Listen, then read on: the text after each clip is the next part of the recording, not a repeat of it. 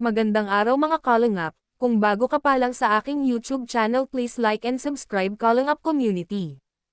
Ngayon nga ang pag-uusapan natin ang kaganapan sa kasal ni Vincent Collada, sino kayang susunod na ikakasal sa mga K-Boys?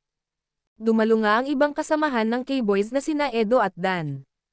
Nagkakabiroan nga sila kung sino sa kanila ang susunod na ikakasal.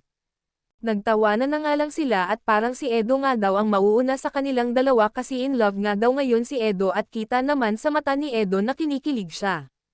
Muli ring nagkita ang magkuya na sina Rina at Edo, kita naman sa mata ni Rina na masaya siyang muling nakita ang kanyang kuya Edo. Magkasama naman dumating sina Rina at Ate Roda at noon nga ay sakay sila sa bagong sasakyan ni Ate Roda.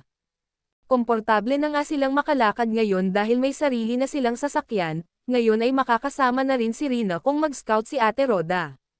Paunti-unti na ngang naging mabuti ang kalagayan ni Rina, hindi na siya palaging nagsisure dahil doon sa pag-aalaga ni Ate Roda at palagi ring nakatutok si Ate Roda para kay Rina.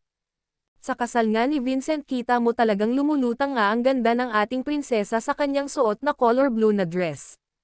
Bagay na bagay talaga niya ang kanyang suot, mas lalong gumanda si Rina. Doon nga ay nagkita din sila ni Kalingap Rob at nagpa-picture nga sila. Masaya din si Kalingap Rob nang makita niya si Rina sa celebration na iyon. Nandoon si Arjen at siya nga ang best man sa kasal ni Vincent. Makikita mo talagang ang saya niya at nakasuot pa siya ng polo. Parang ngayon lang naka-experience si Arjen na magpolo at maging best man.